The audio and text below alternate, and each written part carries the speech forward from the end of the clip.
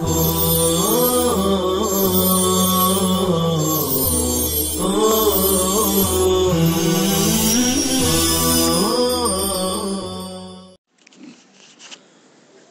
لله رب العالمين والصلاة والسلام على سيد الأنبياء والمرسلين سيدنا محمد وآله وصحبه أجمعين. أعوذ بالله من الشيطان الرجيم. بسم الله الرحمن الرحيم. لقد تاب الله على النبي والمهاجرين والأنصار الذين اتبعوه في ساعة العسرة. یقیناً اللہ نے توجہ فرمائی نبی صلی اللہ علیہ وسلم پر اور مہاجرین اور انصار پر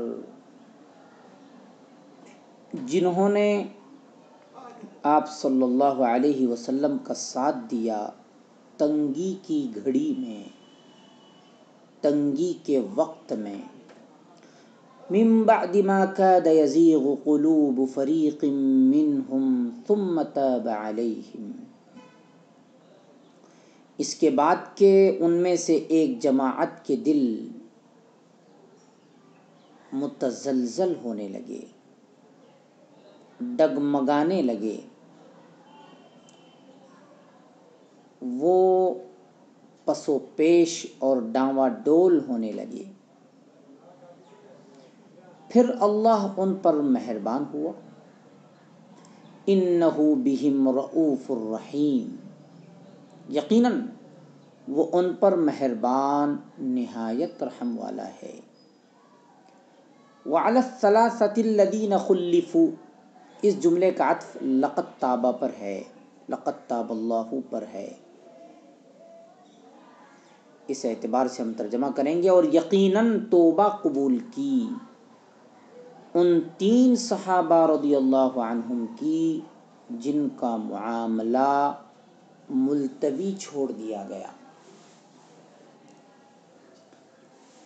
حتی اذا ضاقت علیہم الارض بما رحبت. یہاں تک کہ جب ان پر زمین تنگ ہو گئی اپنی وسعت کے باوجود. وضاقت علیہم انفسہم. اور ان پر ان کی جانیں تنگ ہو گئیں. وَظَنُّوا أَن لَّا مَلْجَأَ مِنَ اللَّهِ إِلَّا إِلَيْهِ. اور انہوں نے سمجھا کہ اللہ سے کوئی چھپنے کی جگہ نہیں مگر اسی کے پاس. ثُمَّ تَابَ عَلَيْهِمْ لِيَتُوبُوا.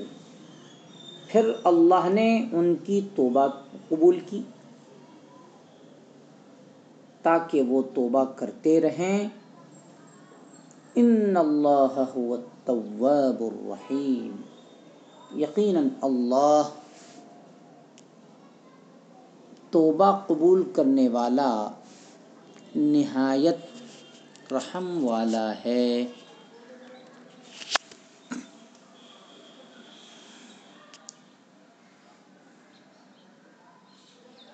تاب فعل ماضی معروف واحد مذکر غائب کا صیغہ ہے، توبۃ المصدر ہے.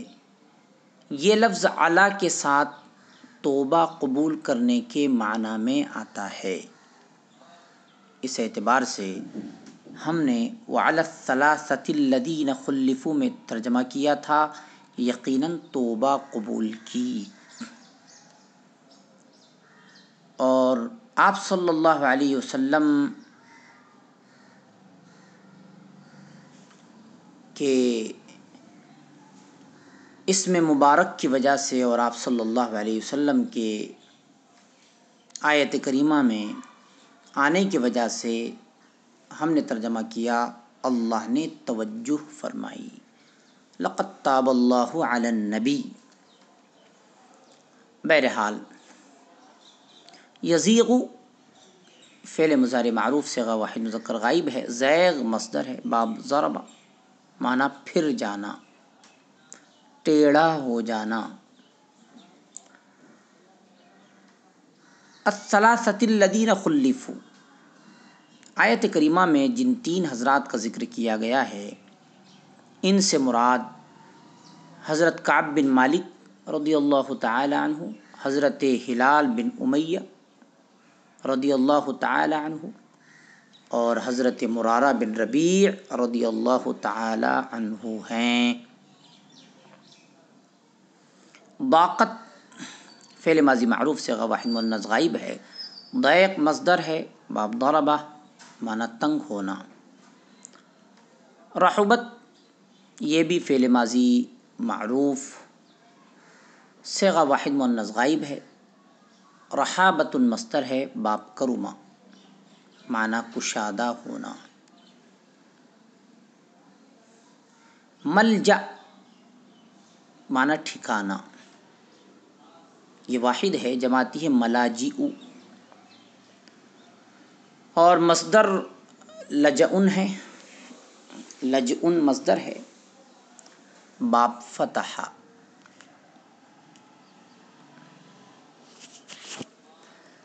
لقد تابہ میں جو لام ہے لام تاکید، یہ لام تاکید نہیں ہے بلکہ یہ جواب قسم کا لام ہے، فعل قسم یہاں محذوف ہے، قسم محذوف ہے۔ علی النبی یہ معطوف علیہ ہے، اور المہاجرین والانصار یہ معطوف ہے، اور یہ جار مجرور مل کر تابہ فعل سے متعلق ہے۔ فی ساعۃ العسرہ جار مجرور مل کر اتبعوا سے متعلق ہے۔ من بعد ما یہ بھی جار مجرور مل کر اتبعوا فعل سے متعلق ہے۔ ما یہ اسم موصول ہے، قعدہ یہ افعال مقاربہ میں سے ہے، ہوا ضمیر اس کا اسم ہے، یزیغ قلوب فریق منہم یہ جملہ اس کی خبر ہے، لیکن یزیغ فعل ہے، قلوب فریق یہ مضاف مضاف الیہ مل کر یزیغ سے متعلق ہے، یزیغ کا فاعل ہے، منہم یہ یزیغ سے متعلق ہے۔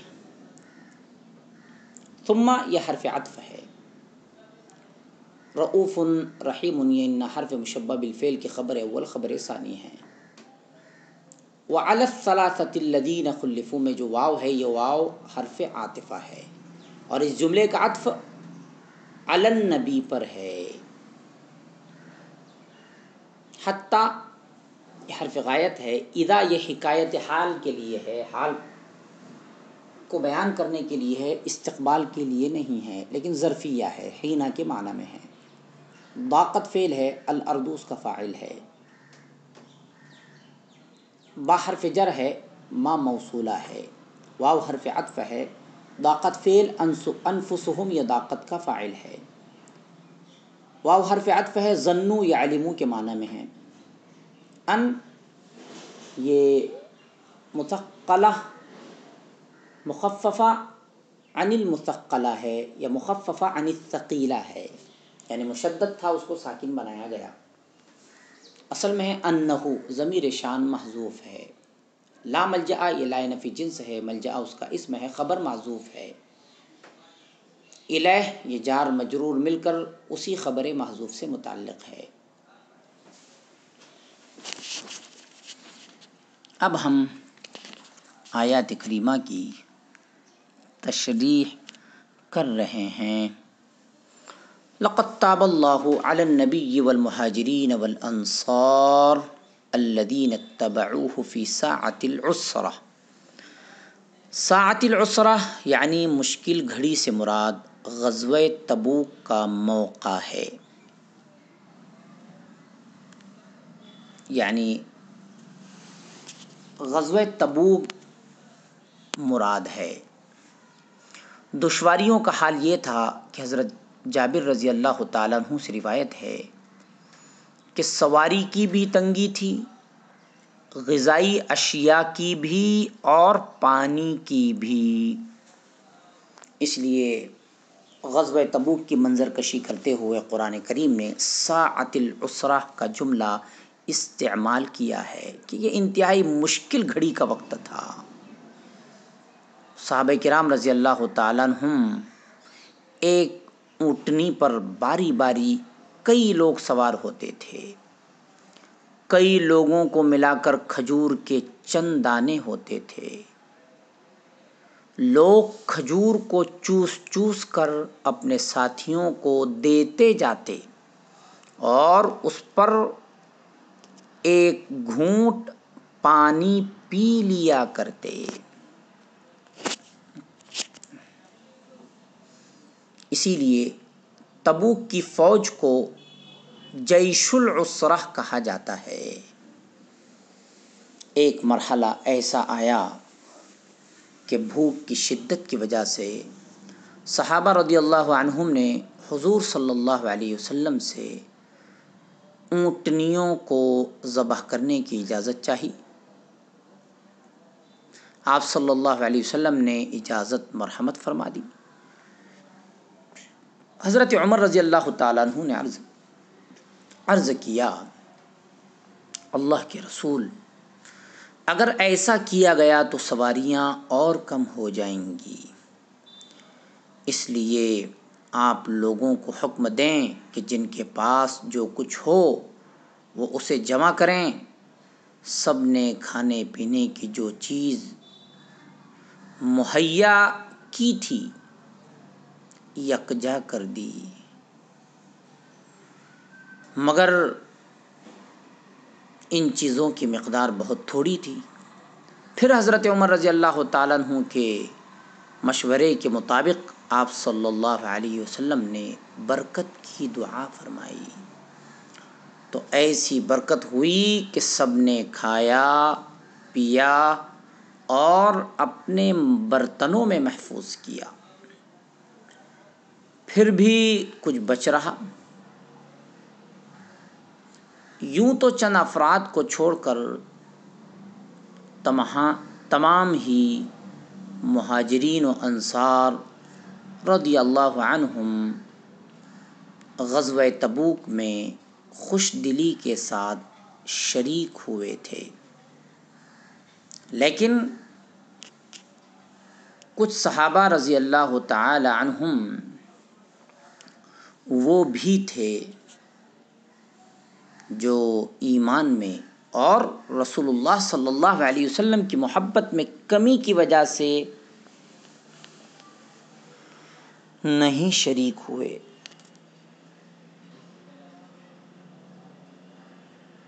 بلکہ موسم کی، لیکن کچھ صحابہ رضی اللہ تعالیٰ عنہم وہ بھی تھے جو ایمان میں اور رسول اللہ صلی اللہ علیہ وسلم کی محبت میں کمی کی وجہ سے نہیں، بلکہ موسم کی شدت اور اسباب کی قلت کی وجہ سے حوصلہ ہارنے لگے۔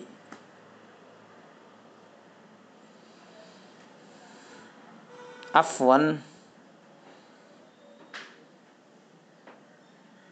ہم نے جو کہا کہ جو ایمان میں اور رسول اللہ صلی اللہ علیہ وسلم کی محبت میں کمی کی وجہ سے نہیں شریک ہوئے، یہ سبقت لسانی ہیں، اس لیے یاد رکھیے کہ کچھ صحابہ رضی اللہ تعالیٰ عنہم وہ بھی تھے جو ایمان میں اور رسول اللہ صلی اللہ علیہ وسلم کی محبت میں کمی کی وجہ سے نہیں، بلکہ موسم کی شدت اور اسباب کی قلت کی وجہ سے حوصلے ہارنے لگے۔ دل میں خیال پیدا ہو گیا کہ اس وقت اس مہم میں شریک نہ ہوا جائے، لیکن پھر اللہ تعالیٰ نے اپنے فضل سے ان کے دل مضبوط کر دیے اور وہ جہاد میں شریک رہے۔ اس آیت میں اسی کا ذکر ہے کہ اللہ نے ان سب کی توبہ قبول فرما لی، اور توبہ کا حاصل ہے اللہ تعالیٰ کی طرف سے مغفرت۔